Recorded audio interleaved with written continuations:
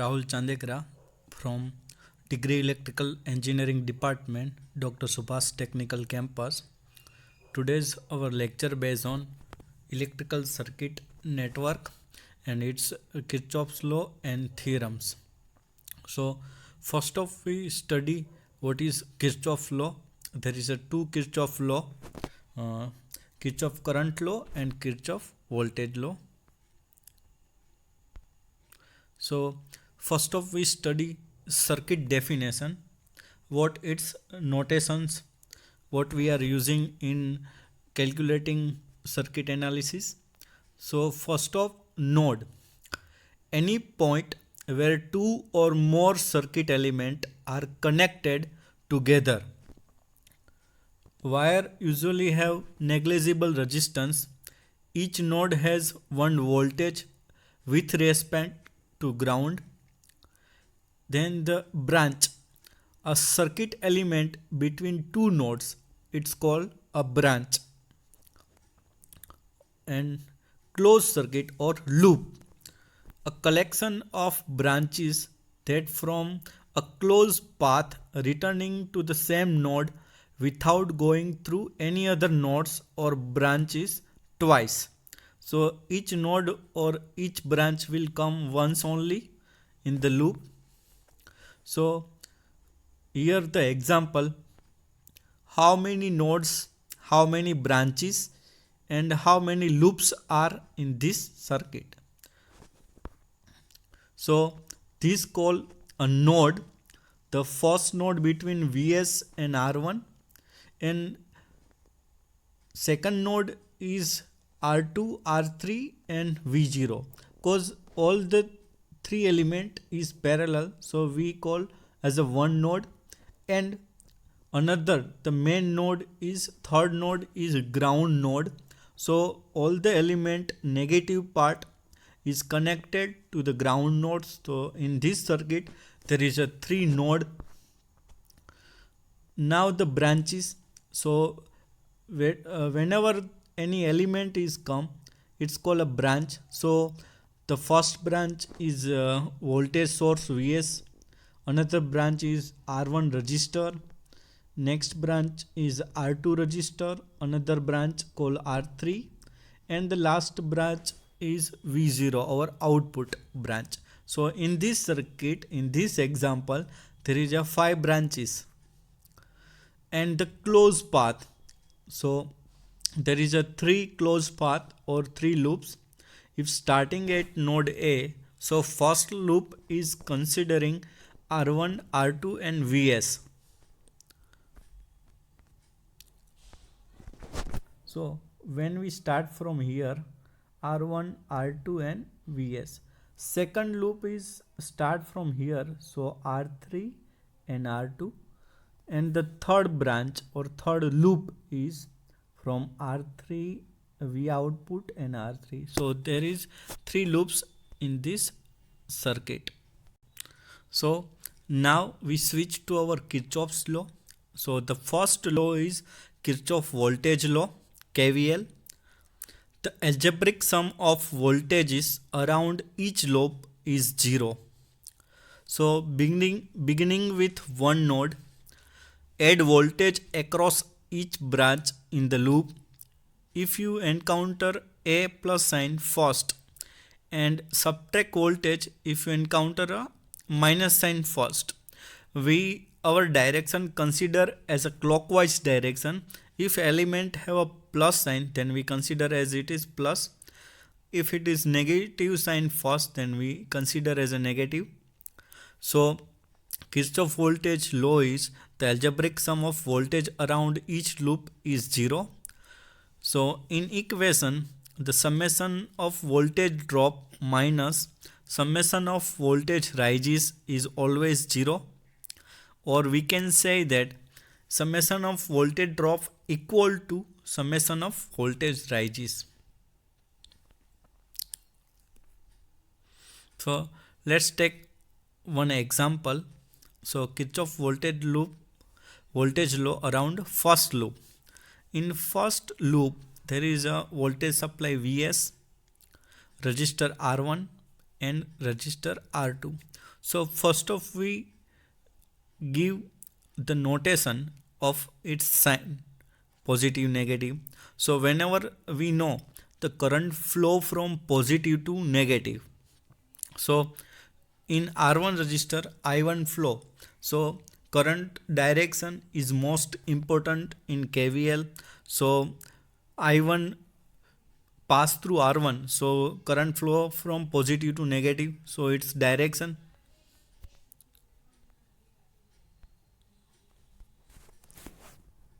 So here the plus sign and the negative sign. Then the I2 current is passed from R2. So first is plus, then minus, and voltage supply have plus and minus. So here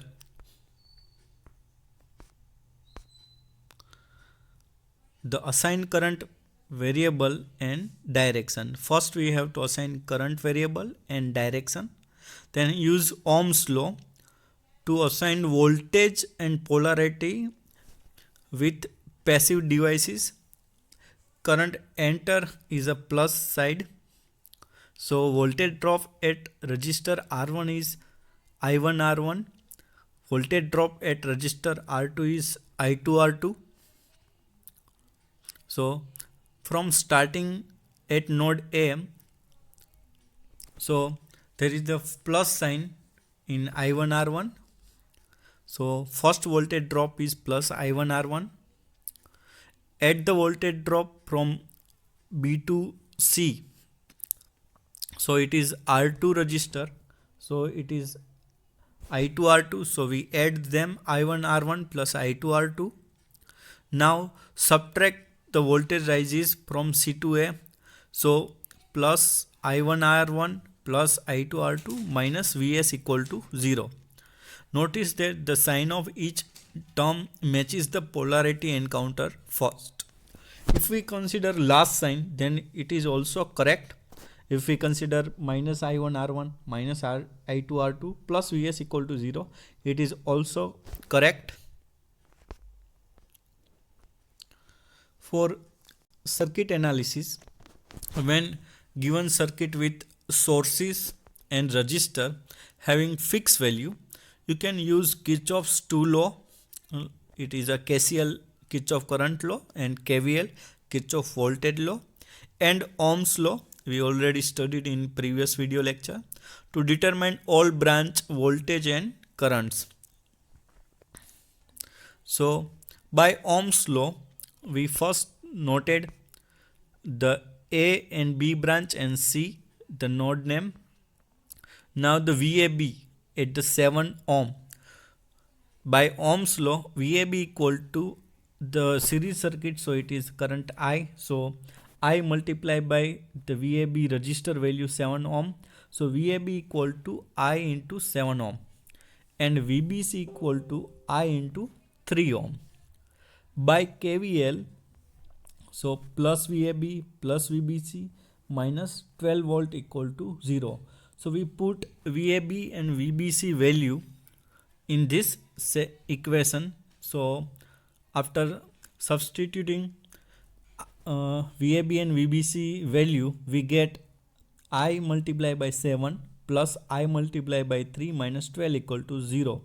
By solving this equation, we get I equal to 1 by 2, 1.2 ampere as a current in this circuit.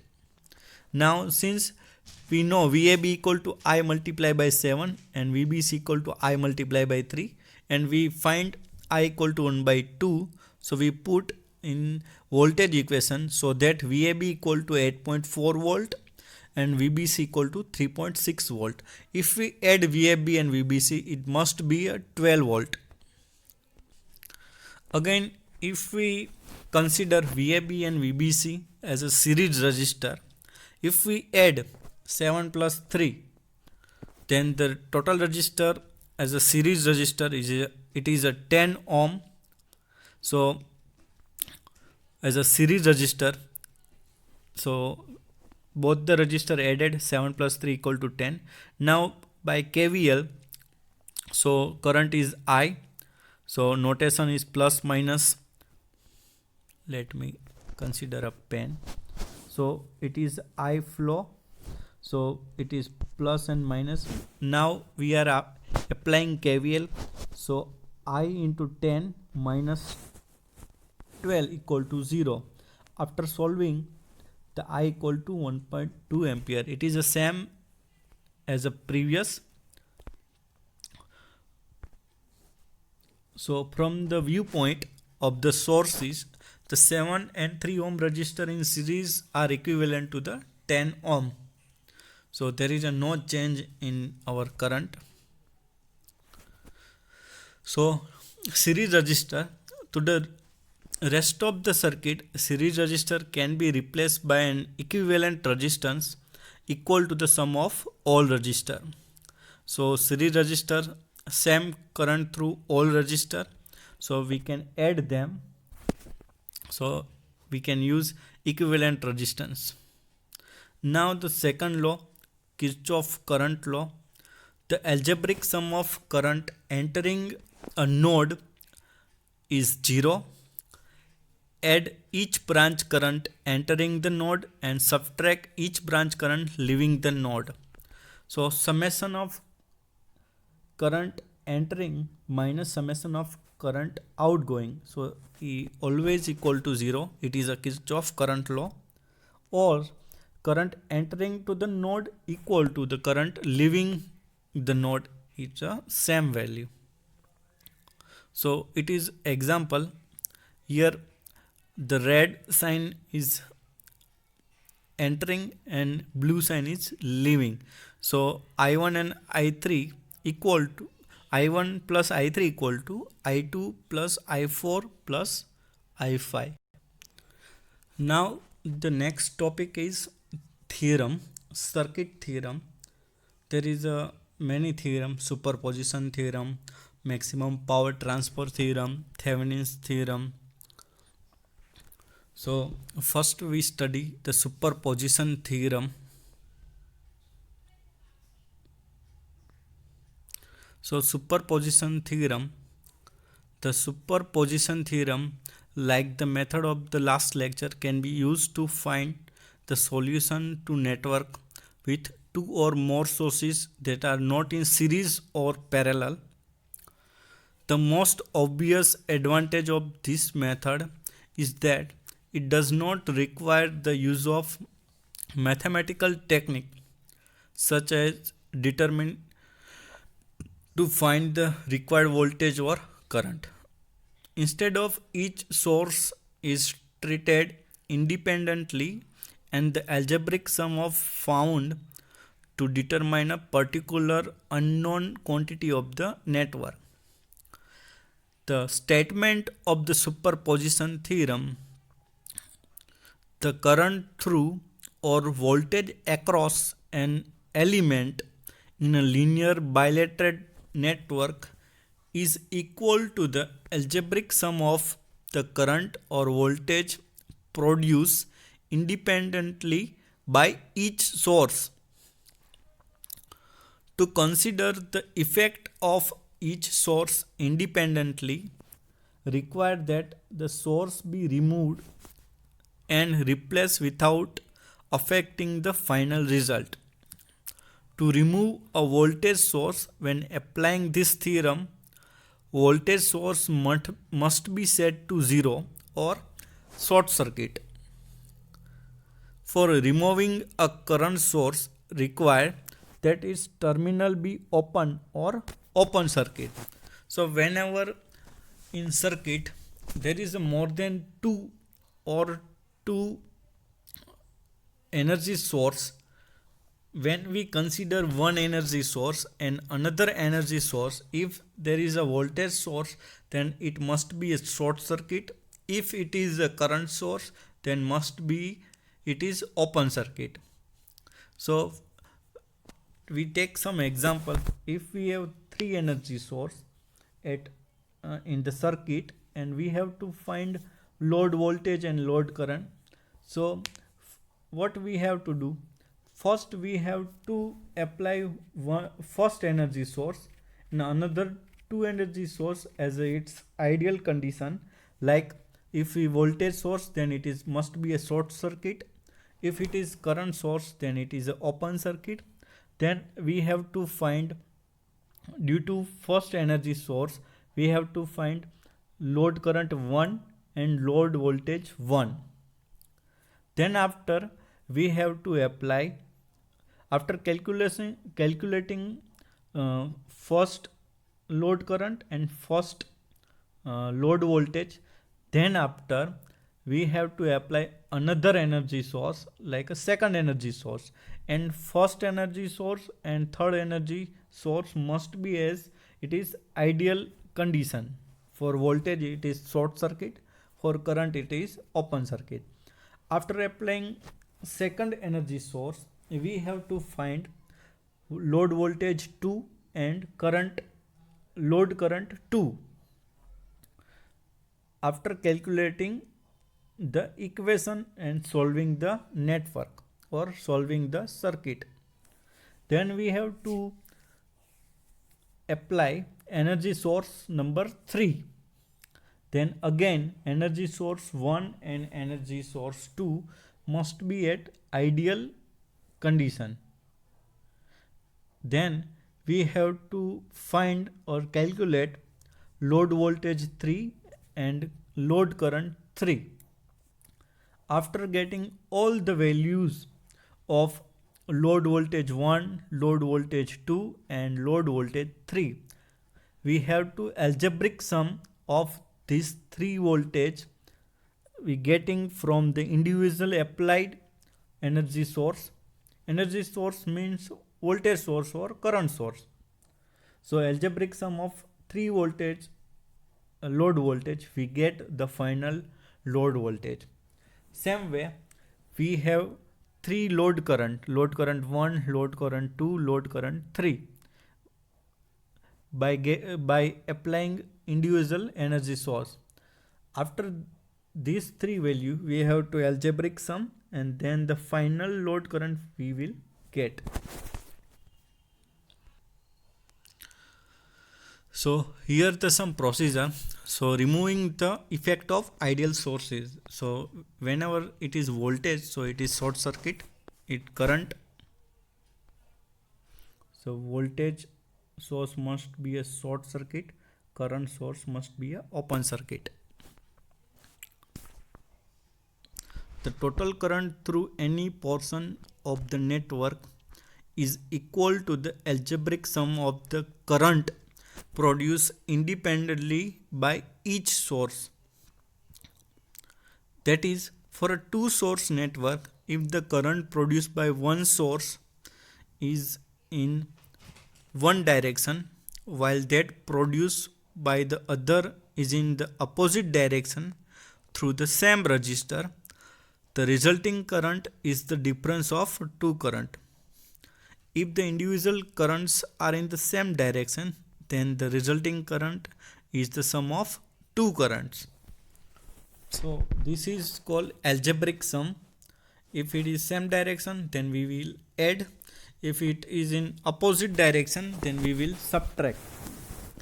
And the higher value, so after subtracting, the value is whatever the higher value, that the direction of the final current. For more understanding, we take some example for our understanding.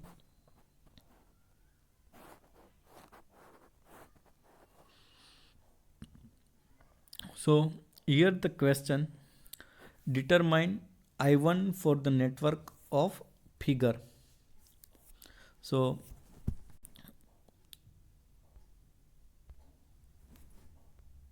this is our question.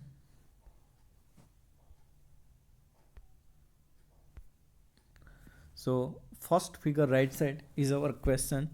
I equal to 30 volt, I equal to 3 ampere and R1 equal to 6 ohm, and current passed through R1 is I1. So we have to find I1 in the network.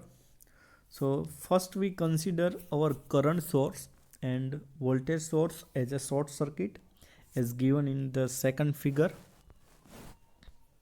So here E is short circuited and only consider current I. So as shown in the figure, the source current will be choose the short circuit path, and hence I1 dash equal to 0 ampere. Current always choose lowest resistance path. So here there is a no resistor, it is short circuited, so all the current goes through this branch, and in at R1 side there is a no current, so I1 dash equal to 0 ampere. Now we consider voltage source, and here voltage source and current is open. So in the third figure, setting I to 0 ampere will result in the network figure A. So in this, the current I1 dash equal to V by R. So V equal to, or E equal to 30 volt by 6 ohm equal to 5 ampere, and the direction is downwards. By applying Ohm's law, I double dash 1 equal to E by R1. So it is 30 volt by 6 ohm equal to 5 ampere. Since I1 dash and I2 dash have the same defined direction in figure, so the current I1 is the sum of 2. So I1 equal to I1 dash plus I double dash 1. So it is 0 plus 5 equal to 5 ampere. Now the second example, using superposition, determine the current through 4 ohm resistor. So 4 ohm resistor is our R3 here. The current is I3. So consider the effect of, here in the circuit there is a two voltage source. First is 54 volt, another is 48 volt.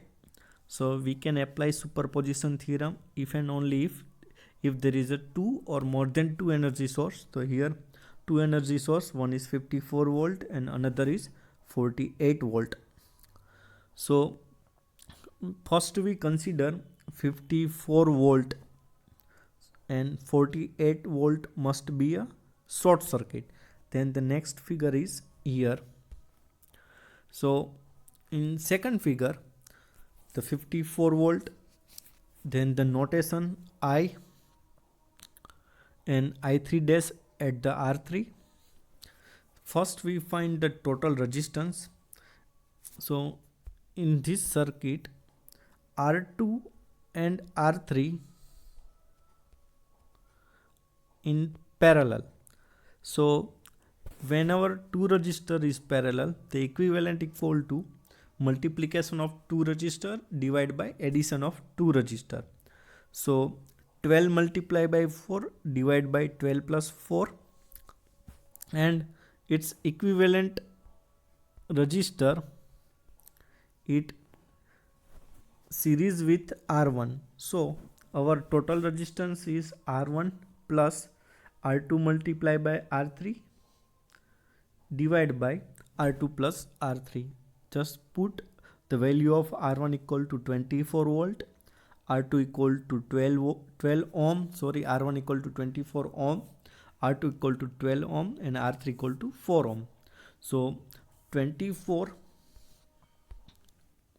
plus 12 multiplied by 4 divided by 12 plus 4. So 12 multiplied by 4 is equal to 48. 12 plus 4 equal to 16. 48 divided by 16 equal to 3. So 24 plus 3, our total resistance is 27 ohm. So first, by applying Ohm's law, the I equal to total voltage divided by total resistor. So it is 54 divided by 27. So it is 2 ampere. So 54 divided by 27, it is 2 ampere.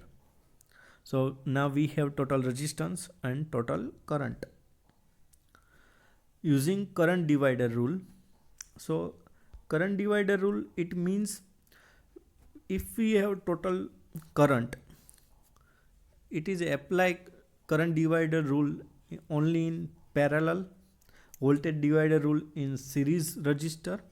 So current divider rule is if we have to find current at R2 and here is R3.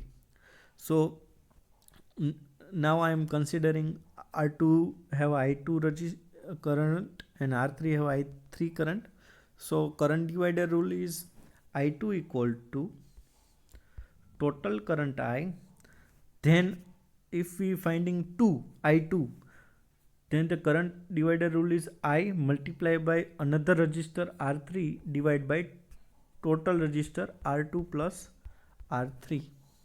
Same way, if we have to find I3, then I3 equal to I multiplied by another resistor R2 divided by R2 plus R3. It is a current divider rule. If it is voltage, then when we come I will tell you. So current divider rule is I3 dash equal to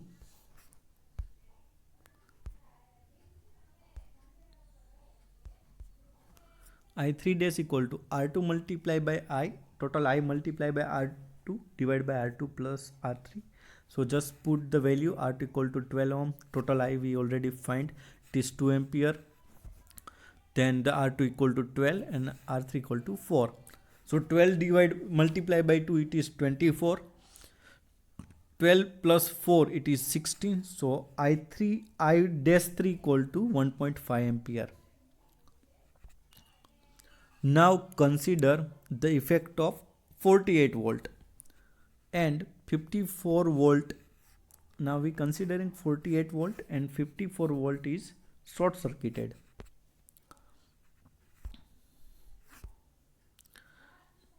So total RT equal to, here the R3 and R1 and R2 in parallel. So parallel equivalent is multiplication of 2 resistor divided by addition of 2 resistor. So total resistor of the circuit equal to R3 plus the parallel 2 resistor R1 multiplied by R2 divided by R1 plus R2. By putting the value R3 equal to 4, R1 equal to 12 and R2 equal to 24 ohm. So we get 4 plus 12 multiplied by 24 divided by 12 plus 24, and calculating this, so we get RT equal to 4 plus 8, it means 12 ohm. Now the total current I double dash 3 equal to E2 by RT. So it is 48 by 12 ohm. So it is a 4 ampere and the direction is in this side. In the first case we get direction in this side, but in the second case we get opposite direction. So I double dash 3 equal to E2 by RT, the total resistance. So we have E2 equal to 48 volt divided by total resistance 12 ohm equal to 4 ampere. So this total current is passed from R3. So no need to use current divider. We have to find I double dash 3, it is the same as a total current. So since I dash 3 and I double dash 3 have opposite direction, so the current I3 is the difference of 2. So first the higher value and subtract the lower value. So I3 equal to I double dash 3 minus I dash 3. So it is 4 minus 1.5. So its value is 2.5 ampere and the direction is from outside. So we get I3 equal to 2.5 ampere. So this is the superposition theorem, and we can find the current and voltage in the circuit. Thank you.